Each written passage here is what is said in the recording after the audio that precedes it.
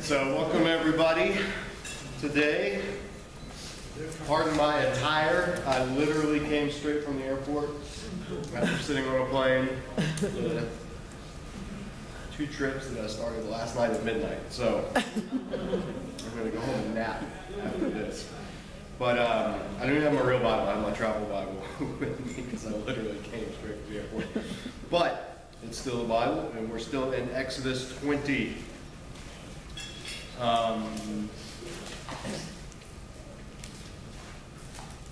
it storm here? Were there really bad storms here? Last night, The flight was delayed like 20 minutes, which is why I was running a little late today, and they said it was because of storm, so I was wondering.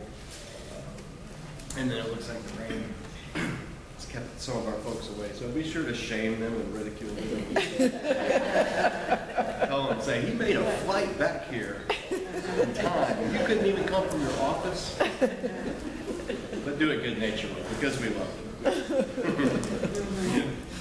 I got it on video, too, so they can't. Okay. Exodus 20. So, we're going to spend 2 weeks on Exodus 20, because it's the hinge of the chapter. We've said it for 19 chapters now. All the events of the book of Exodus are culminating in Exodus chapter 20. It's the key. This is the key moment in Israel's history since the call of Abraham. All right? So it's one of those mountaintop passages, and it's easy to remember because it takes place on a mountaintop.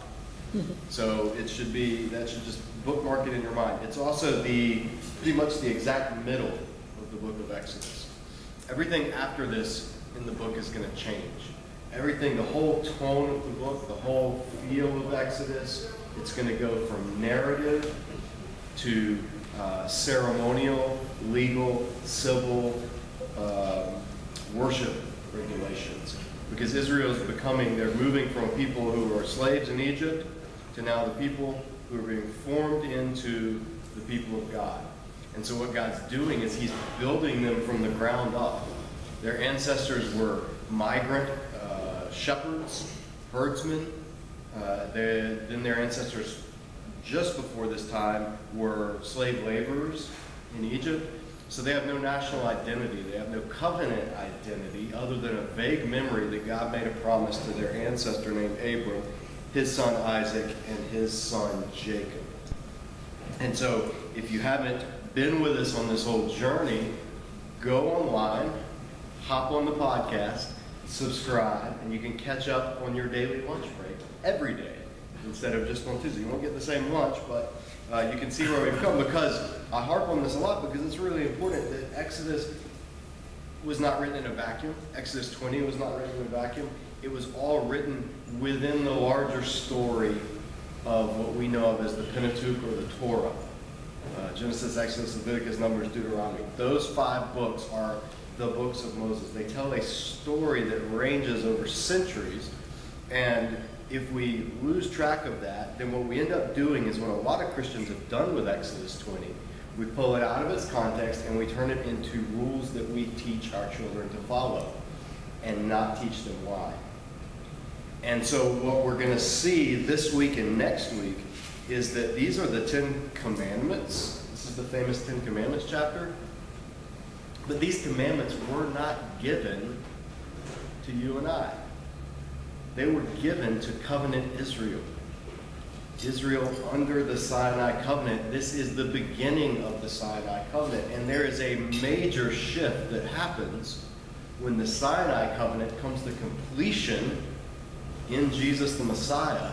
And the new covenant is inaugurated through his blood at Pentecost in the new covenant.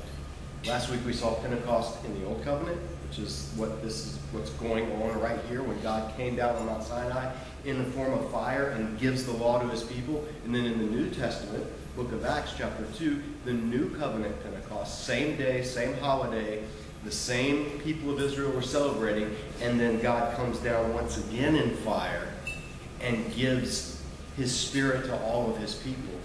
And that's when the gospel really comes to its full fruition in the New Testament.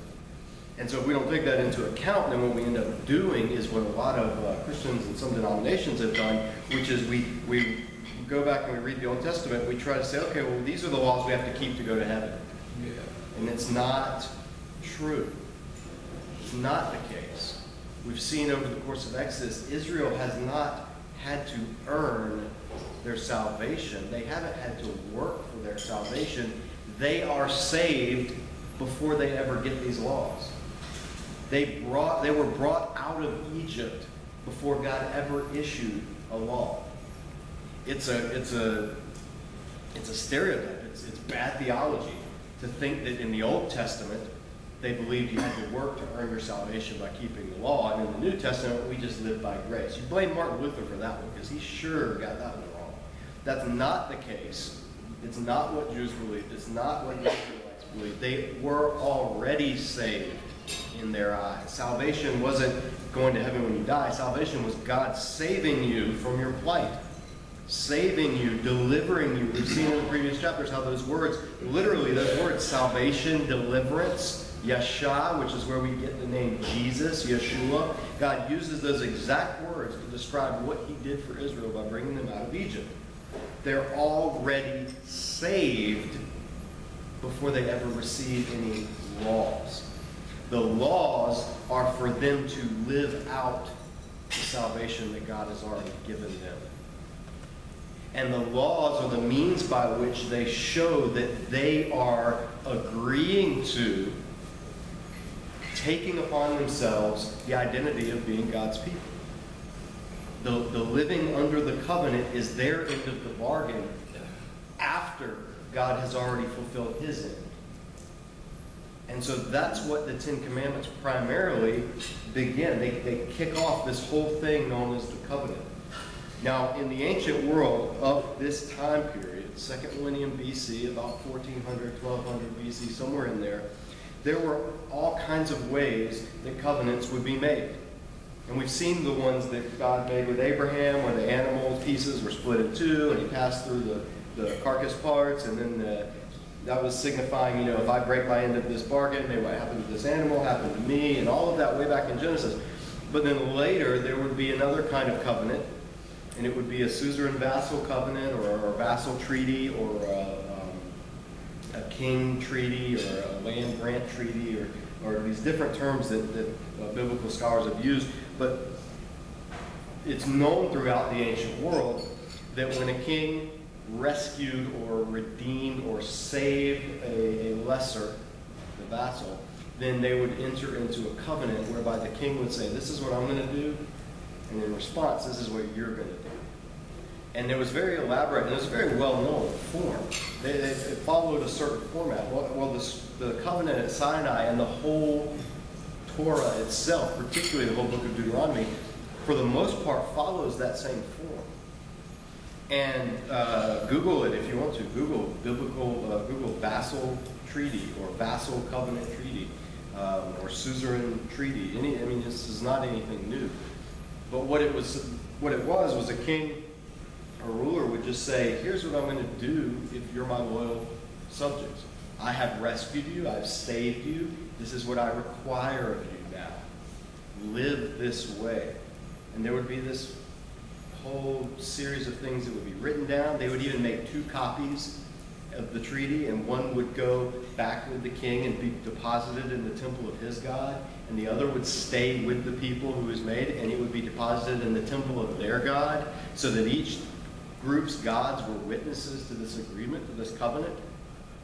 So a lot of this stuff helped explain things like, why were there 2 tablets that God carved these commandments on? Was it 5 on one and 5 on the other? No, it was 2 copies of the covenant. And they were both deposited in the Ark of the Covenant, because that was not only the place of the king's God, who was God himself, but it was also where his people would worship.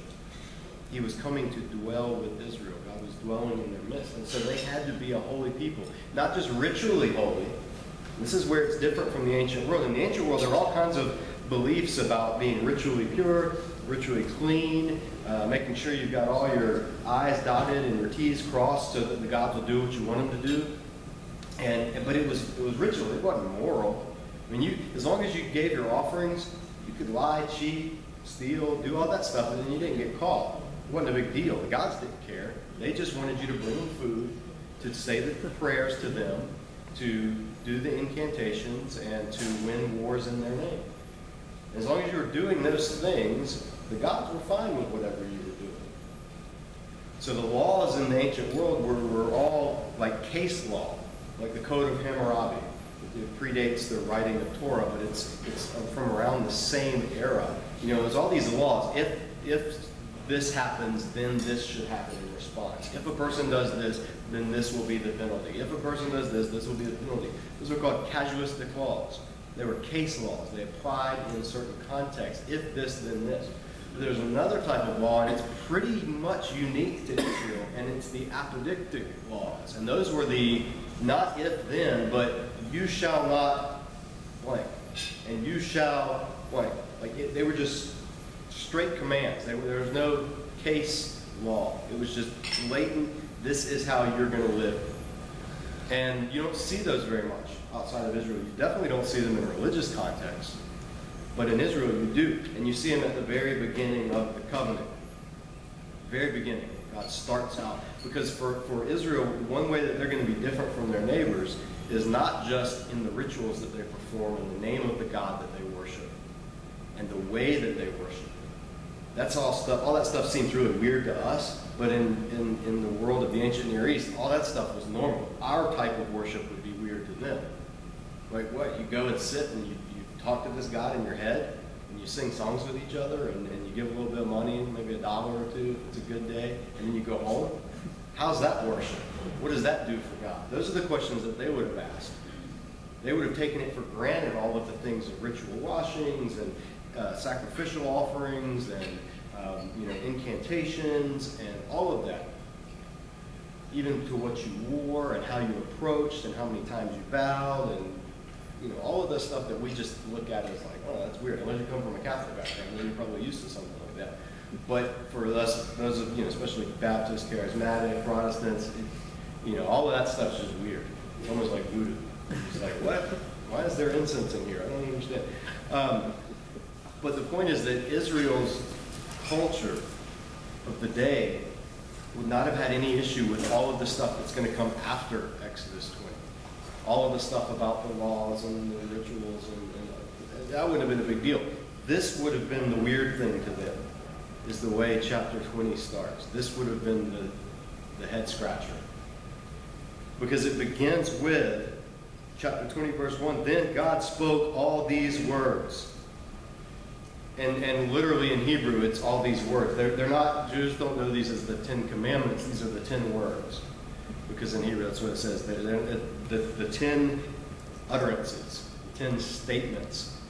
And God speaks them out, starting in verse 2. I am the Lord your God who brought you out of the land of Egypt, out of the house of slavery. Do not have other gods besides me, or you shall not have any other gods before me.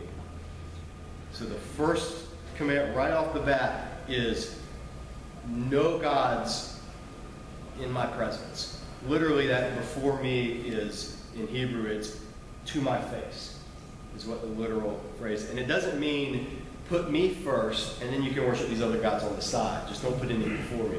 That's not, in English it may sound that way, but that's not what the Hebrew says. The Hebrew before me means in my presence, and God's presence is everywhere. So that means you shall have no other gods, period. He's making it absolutely clear. There is only one God. He is the one to be worshipped, and you shall not worship any other gods. In the ancient world, this would have been things like Baal, Asherah, Chemosh, Moloch, Ra, Osiris, Horus, any of those other gods from all of the surrounding cultures. But in our day, our gods have been expanded. I go to India every year and do some teaching, and over there, this literally means other gods, like Shiva and Brahma and Vishnu and Krishna. They literally, there are many other gods. There are 330 million gods in the Hindu pantheon.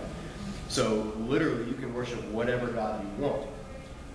But in Western cultures, the gods are different. They're the gods of security. They're the gods of prosperity. They're the gods of finances. They're the gods of convenience. They're the gods of fill in the blank. the point that the first commandment's making above all others is no other gods. Nothing else will command your worship. Only God alone. And then the second one, it goes on to say, do not make an idol for yourself, whether in the shape of anything in the heavens above or on the earth below or in the waters under the earth. You must not bow down to them or worship them. For I, the Lord your God, am a jealous God, punishing the children for the father's sin to the third and fourth generations of those who hate me, but showing faithful love to 1,000 generations of those who love me and keep my commandments. Notice how I link love me and keep my commandments. In the Hebrew Bible and in the New Testament, that's two sides of the same coin. You can't love God without keeping his commandments. Now, in the New Testament, those commandments look different, but it's still the same concept. Anybody that says, I love God, and doesn't keep his commandments, the New Testament, 1 John flat out says that person's a liar. And this is how you'll know that they're a liar. If they say, I love God, and they walk in darkness, they are a liar. It's very specific, 1 John. Read through it sometime. It's eye-opening. But in this section, what God's prohibiting here for his people, the second thing is the second part of worshiping other gods, which was idolatry. Now, idolatry in the ancient world was you would take something, an item, and it would be crafted, the work of a craftsman, an artisan, a metal worker, something, but that thing would be imbued with the essence of whatever God you were worshiping. And you would take that thing and you would put it in the temple or in the shrine or in the sanctuary or whatever it was, on the high place or wherever, you would put it there and you would bow down to it. You would show it the respect that you felt towards that God, because by doing it, you were showing that respect to the God. It was the sense that they didn't believe that the idol was the God, in the sense that, like, if you throw the idol in the trash, then the God's just gone. They knew enough to know, okay, this, obviously God is, Baal is bigger than this little Baal statue. But this idol is a very real connection to the God that I worship. And how I treat this idol and how I act to this idol is a reflection of what I believe and how I worship the God. So if I care for this idol and show it affection and show it honor and show it respect, then that is me doing that, showing that to the God, and that will earn the favor of that God, and then the God will do what I want the God to do, or he'll answer my prayers. And so idolatry was this much more elaborate system than just, oh, here's a rock, I'm going to bow down to it, I'm going to worship it because it's magical. It wasn't like that. It was I'm going to worship this God, but I want to do it in a way that I control. I want to worship in a way that I can set it up. I can look at it, I can touch it, I can move it around, I can bring it gifts, I can show my affection. I have something tangible, I can put it in my pocket, I can take it with me. All of these marks of control, that was expressed through idolatry. And you see it, again, you see it around the world today. You see it even it creeps into the people of God, as it always has. People that have just, whether it's like a little cross that they keep in their pocket that they'll freak out if they don't have it. Or, a little, even with the Bible sometimes, like somebody was talking about how, they would never let the Bible touch the ground. Or it would always be above any other book in the house. Or all of these other things. And it's like, it can be disguised as reverence, but when it moves from showing respect to God to manipulating an object in order to show that respect, then you're starting to get into some dicey territory, because it's starting to be similar to what people in the ancient world believed. The whole bottom line of it is being able to manipulate the supernatural. That's the difference between magic and religion, magic and worship. Right? Magic is, if I do something or say something in the right way with enough skill, the right words, then the result that I want will happen. And religion, faith in God, is I'm not in control, and I'm not even going to pretend that I'm doing what I want. But I know that you know a lot more, and you may want something different. And so if what I want is not what you want, then by all means, let what you want happen. That's the difference.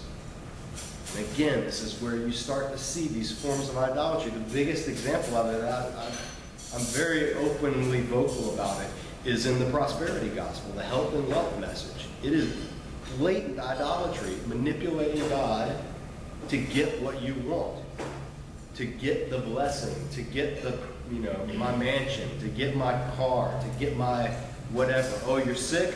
Oh, you didn't pray with enough faith. That's why God didn't heal you. If you only believed, if you'd only sow your seed of faith into my ministry, God will give it back to you 100-fold. That is garbage from the pits of hell. Don't ever be taken in by it, and don't let your friends or your family be taken in by it, because it's absolutely garbage. Instead, what Scripture calls God's people to is saying, Lord, you hold the future.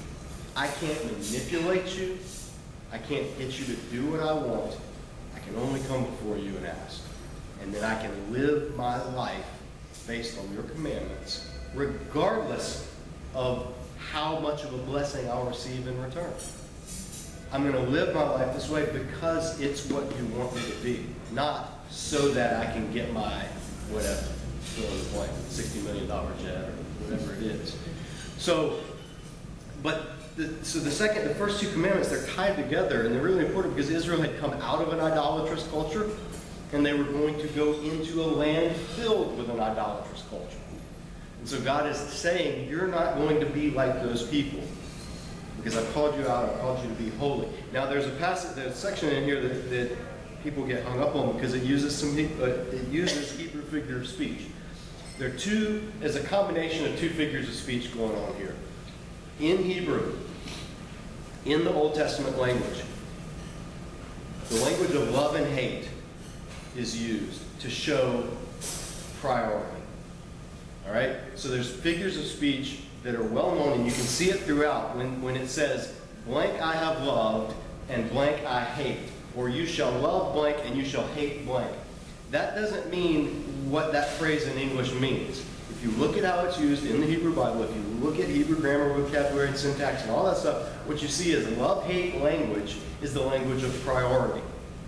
This is what Jesus was talking about when he says, anybody that will be my disciple, you got to hate your mother and father. He didn't literally mean to hate them. He was using well-known, perfectly normal, biblical stock phrase to describe priority. The best way, at least that I know of, to explain it is saying, to paraphrase, if anyone would be my disciple, then the love that they must have for me should make the love that they have for their parents look like it was hate in comparison. That's kind of how you unpack that phrase. So if you're to say, when God says in the Old Testament, Jacob I have loved and Esau I have hated, well, we know from Genesis, when you were with us, for those of you that were with us, we know he loved Esau. He didn't hate Esau. He blessed Esau. He said he'd bless Esau. But he chose Jacob for the purpose of extending covenant promises. He chose Jacob's line as the line through which he was going to work. It was a language of preference and purpose, not I love Jacob and I hate Esau. That's not what that's not what love-hate language in the Bible, when it's used in this way, that's not what it means. So when God's saying, let's see. Oh, the second. Let me add the second part into that as well. The other contrast is with Numbers. When you want to contrast something like Proverbs has this, I think you go through and it's like 6 things the Lord hates, 7 that He despises, or something like that. Or Saul has killed his thousands, David his tens of thousands, or whatever the phrases are like that. Numbers, when they're used, again, often show comparison, or to show how it is in this. For I, the Lord, your God, am a jealous God, punishing the children for the father's sin to the 3rd and 4th generations.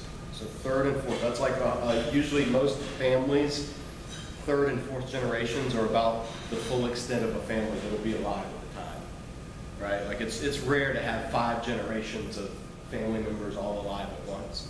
But 3rd and 4th generation, baby and a great-grandparent, that's not so common.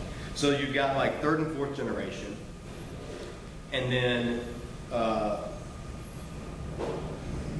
third and fourth generation, but showing faithful love to 1,000 generations of those who love me and keep my commands. So the comparison is, God is saying his anger or his punishment for a family or for a people that is not loving him, if it's extended to the third and the fourth generation, his love and his faithfulness is extended to 1,000 generations. This is a figure of speech. It's a metaphor. It's an image. It's not saying, this is where people start to get all into this, oh, there's generational sin in my family, and my great-grandfather was like a mason, so I got to go around my house and pray over every room and all this kind of stuff. And it's not what's going on here. Later in Ezekiel, God will say flat out, I don't punish the son for the father's sins, and I don't bless the son for the father's holiness. Each person will give an account for their own sins. Look at Ezekiel, I think it's chapter 18, and again in chapter 20-something. I'm running on no sleep, so just Google it. Regardless, though, what's being said in this is God's making a comparison to those who put me first, those who love me. Then I will show my faithfulness beyond measure. 1,000 generations. I don't even know how many generations there have been in human history, but 1,000 is like a good chunk of human history. And he's saying, but those who despise me, those who make me either have other gods before me or try to manipulate me through the idolatry, those who are disobedient to me, then I will punish them. This is part of the covenant God is making. This is part of the agreement. And so it's very solemn, and God's putting it right up front, the first two commandments. And then the third one, and this is the last one we'll get to today. The third one is, do not misuse the name of the Lord your God, because the Lord will punish anyone who misuses his name. What does NIV say? I'm reading Holman Christian. What does NIV? I know half of you in here are reading NIV. Does NIV say misuse? In vain. The God in vain. Vain. King James, I know does vain. New King James, probably. The traditional is, you shall not take the name of the Lord your God in vain. Literally what it says in Hebrew is, you shall not lift up or bear or to hold up, you shall not lift up the name of Yahweh in emptiness or in vanity. That's where vain comes from. Or in futility or in meaninglessness. Flippantly is a good way of saying it. You shall not use the name of Yahweh lightly. All right? So this commandment kind of gets, again, in the retelling and teaching the children and doing numbering on your fingers and all that kind of stuff. This becomes, don't say, oh my God. One, God is not God's name. Yahweh is God's name. So definitely don't say, oh my Yahweh, if you don't really mean it. But two, if you do mean it. Like use God's name, just mean it. The Psalms are filled with people crying out, oh Yahweh, which is translated in English, oh Lord. It's not saying, this began a tradition that culminated before the time of Jesus, whereby some pious Jews would not even say the name Yahweh. They would say Adonai, which is Lord. That's why in your English Bibles, to keep that tradition, every time Yahweh is found, they'll translate it Lord, but in all capitals. But that's not what this is talking about. This passage is saying God has revealed himself to Israel, and the name of a deity was the essence of that deity. The name of a person is the essence of that person. That's why when people change in the Bible and have to undergo these character changes, a lot of times they get a new name. Your name was your identity. It's not like in America, names today don't really have a lot of meaning. Like, oh, I'm going to name the, whatever, because it sounds pretty. Or, oh, this is my grandfather's name. Or, oh, this. But the names itself don't have the same meaning that other cultures do, and particularly biblical cultures. So what God's saying to Israel is, I've revealed myself to you by name. Egyptian gods rarely did that. There are Egyptian incantation texts where a god would keep one of their true names a secret and go by other names, because it was believed if you could say the name of the god correctly, pronounce it at the right time, in the right incantation, that God would be bound to do what you were seeking the God to do. So there are all these stories about Egyptian gods hiding their name from people seeking them. In ancient Near East cultures, the name of the god was really important. And so what God's telling his people in here is, my name's not like other gods' names. My name is my essence. It's who I am. So if it passes your lips, don't do it lightly. Particularly when in the world of the Bible you would swear oaths. You would say, I swear on by the moon and the stars, and I swear by this God and that God. Da, da, da, da. And the bigger the thing you swore by, the more you had to keep your promise. So if you really, to really swear by something and let everybody know that you meant it, you would swear by the name of your God. And so what God's doing in this is he's telling his people, don't use my name lightly.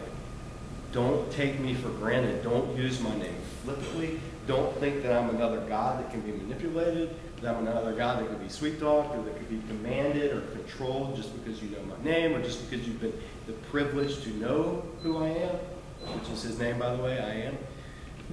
So God's instilling in his people, just in these first 3 commandments, he's instilling in him the utter difference between him and all of the other concepts of God that they have ever known in their entire lives. He's grounding them in, I am different than everything you've ever known. And so before we get to any of the worship, before we get to any of the how you should treat each other, before we get to any of the things dealing with priests and sacrifices and laws and not murdering each other and not committing adultery and not taking property from one another, and how you should dress and how you should punish crimes and how you should treat these fallen human institutions that you are born into the midst of, that God ultimately wants to redeem. Before we get to any of that, what God's saying is, you have no idea who I truly am. And I want you to get a glimpse of it. And so here's how I'm going to do it. I'm going to start by showing you who I'm not. I'm not these other gods. And God's going to unfold who he is. And he's going to establish their whole society around him and his holiness, which then will extend to them as they walk in obedience to him.